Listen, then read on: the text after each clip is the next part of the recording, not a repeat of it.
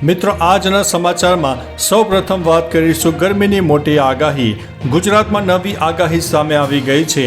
રાજ્યમાં હાલ લોકો ગરમીથી હેરાન પરેશાન થઈ ગયા છે।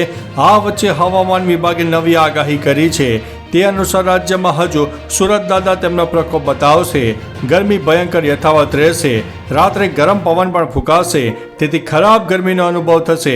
ઉપરાંત આજથી 2 દિવસ ગરમ અને ભેજવાળા પવનો ફૂંકાઈ શકે છે। આમ હવામાન વિભાગે ગુજરાતીઓને હંફાવે તેવી આગાહી કરી દીધી છે। મિત્રો, અન્ય મહત્વના સમાચારની વાત કરીએ તો બોલિવૂડ ભડક્યો, ચૂપ નહીં રહીએ તેવું સંજય દત્તે જણાવ્યું છે। પહેલગામમાં થયેલા આતંકવાદી હુમલાથી આખા દેશમાં આક્રોશ છે, ત્યારે બોલિવૂડ સેલિબ્રિટી પણ ગુસ્સે થયા છે। અમિતાભ બચ્ચન, અજય દેવગન, અક્ષય કુમાર, રવીના ટંડન, કમલ હસન સહિત ઘણા બધા બોલિવૂડ સેલેબ્સે પણ આ અંગે નારાજગી વ્યક્ત કરી છે।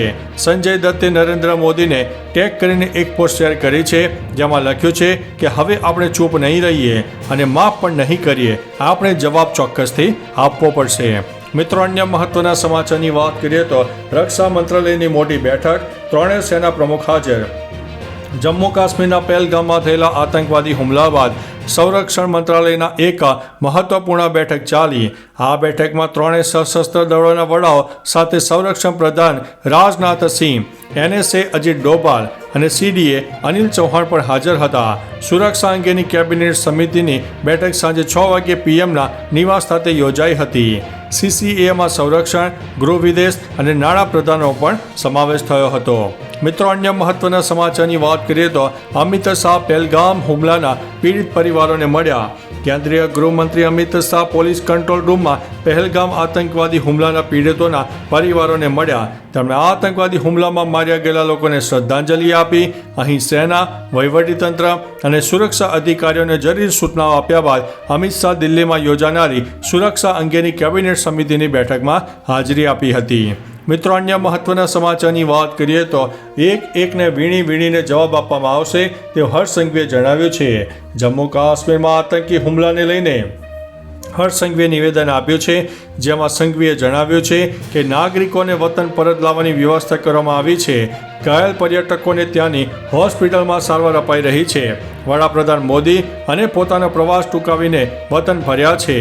આપણે આતંકીઓને જડબાતોડ જવાબ આપીશું। મિત્રો, અન્ય મહત્વના સમાચારની વાત કરીએ તો ગુજરાતીઓ શ્રીનગરમાં અટવાયા। જમ્મુ કાશ્મીરમાં આતંકી હુમલા બાદ ત્યાંની ગુજરાતીઓને ગુજરાત લાવવાની તૈયારીઓ ચાલી રહી છે। આ દરમિયાન જાણવા મળ્યું છે કે રાજકોટથી જમ્મુ કાશ્મીર ફરવા ગયેલા 2 કપલ શ્રીનગરમાં અટવાઈ ગયા છે। હાલ ત્યાંની હાલત ખરાબ છે। તમામ ફરવાના સ્થળો પર મિલિટરી છાવણીમાં ફેરવાયા છે। જમ્મુ કાશ્મીરથી ફ્લાઇટના ભાવ પણ વધી ગયા છે। મુખ્ય રસ્તાઓ ભૂસ્ખલનને કારણે બંધ છે। ટ્રેન અને ફ્લાઇટમાં લાંબુ વેઇટિંગ પણ ચાલી રહ્યું છે।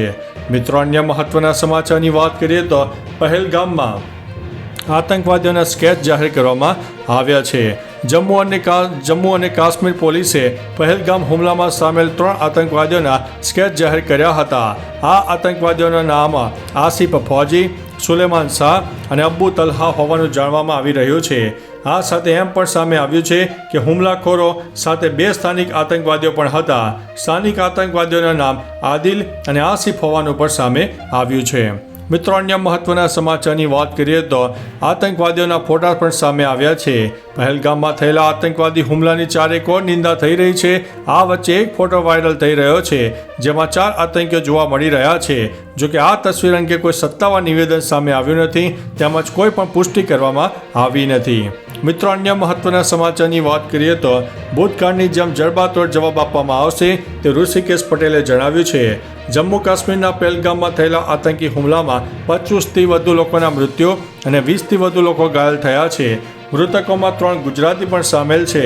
પહેલગામમાં આતંકી હુમલાને લઈને રાજ્ય સરકારના પ્રવક્તા મંત્રી ઋષિકેશ પટેલે કહ્યું છે કે આ ઘટનાની કેન્દ્ર સરકાર અને PM મોદીએ ગંભીરતાથી નોંધ લીધી છે। તેઓએ કહ્યું છે કે આ ઘટનાનો ભૂતકાળની જેમ જ જવાબ આપવામાં ચોક્કસથી આવશે। મિત્રો, અન્ય મહત્વના સમાચારની વાત કરીએ તો અમેરિકી ઉપરાષ્ટ્રપતિ તાજમહેલ જોઈને બોલ્યા કે અદ્ભુત છે। અમેરિકાના ઉપરાષ્ટ્રપતિ જેમ્સ ડેવિડ વાન્સે આગ્રામાં તાજમહેલની મુલાકાત લીધી।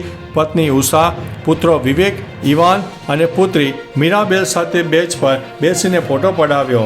વાન્સે પોતાની દીકરીને ખોળામાં લઈને તાજમહેલ સંકુલમાં ફરતા રહ્યા. બંને દીકરાઓ એક સરખા પરંપરાગત કુર્તા અને પાયજામા પહેર્યા.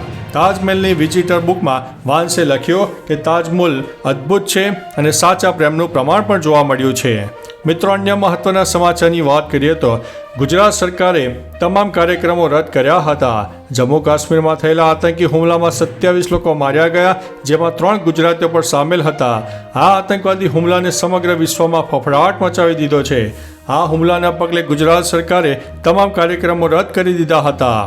ગઈકાલની કેબિનેટ બેઠકની સરકારે યોજાનારા તમામ કાર્યક્રમો રદ કરી નાખ્યા. આ બેઠકમાં સરકારના મંત્રીઓએ મૃતકોને શ્રદ્ધાંજલિ આપી હતી. મિત્રો, અન્ય મહત્વના સમાચારની વાત કરીએ તો પહેલગામની ઘટના બાદ એર ઇન્ડિયાની મોટી જાહેરાત. જમ્મુ કાશ્મીરના પહેલગામમાં આતંકી હુમલો થયો, જે બાદ એર ઇન્ડિયા દ્વારા હવાઈ યાત્રીઓ માટે મોટી જાહેરાત કરવામાં આવી. એર ઇન્ડિયા દ્વારા શ્રીનગર અવર જવર કરનારા યાત્રીઓ માટે કેન્સલેશન અને રેડ શેડ્યુલ ચાર્જ હટાવી દીધા હતા. સુવિધા 30 એપ્રિલ સુધી બુક કરેલી ટિકિટ ઉપર લાગુ થશે. એટલે કે 23 એપ્રિલથી શ્રીનગરથી દિલ્હી અને મુંબઈ માટે 2 વધારાની ફ્લાઇટનું પણ એલાન કરવામાં આવ્યું છે. મિત્રો, અન્ય મહત્વના સમાચારની વાત કરીએ તો અંબાજી મંદિરમાં ઉનાળાની ગરમીને લઈને શ્રદ્ધાળુઓ માટે વિશેષ વ્યવસ્થા. ઉનાળાની ગરમીમાં હીટવેવની અસર દેખાઈ રહી છે, ત્યારે અંબાજી મંદિર ખાતે આવતા દર્શનાર્થીઓ માટે મંદિર ટ્રસ્ટ દ્વારા વિશેષ વ્યવસ્થા ઊભી કરાઈ છે.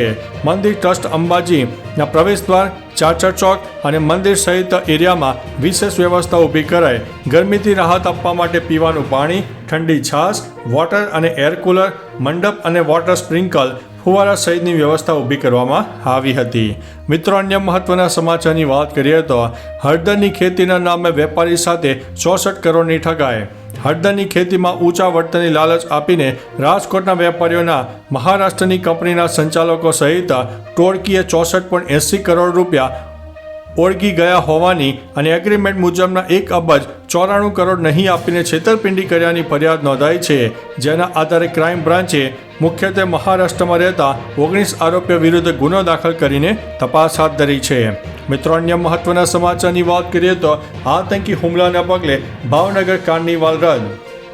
જમ્મુ કાશ્મીરના પહેલગામમાં થયેલા આતંકી હુમલામાં ભાવનગરના 2 સહિત ગુજરાતના 3 પ્રવાસીઓના મૃત્યુ થયા, જેમાં ભાવનગરના પિતા અને પુત્ર પણ સામેલ હતા. જેને લઈને આગામી 29 એપ્રિલે યોજાનારા ભાવનગર કાર્નિવાલને રદ કરવામાં આવ્યો છે. પિતા પુત્રના મૃત્યુ બાદ કાર્નિવાલ સમિતિએ કાર્નિવાલ રદ કરવાનો નિર્ણય લીધો છે. બીજી તરફ ભાવનગરથી જમ્મુ કાશ્મીર જતી ટ્રાવેલ્સની બસો કેન્સલ કરવામાં આવી છે. મિત્રો, અન્ય મહત્વના સમાચારની વાત કરીએ તો અમદાવાદમાં પારો 42 ડિગ્રીને પાર પહોંચી ગયો છે. રાજ્યમાં ગરમીના વધુ એક રાઉન્ડની શરૂઆત થઈ ગઈ છે.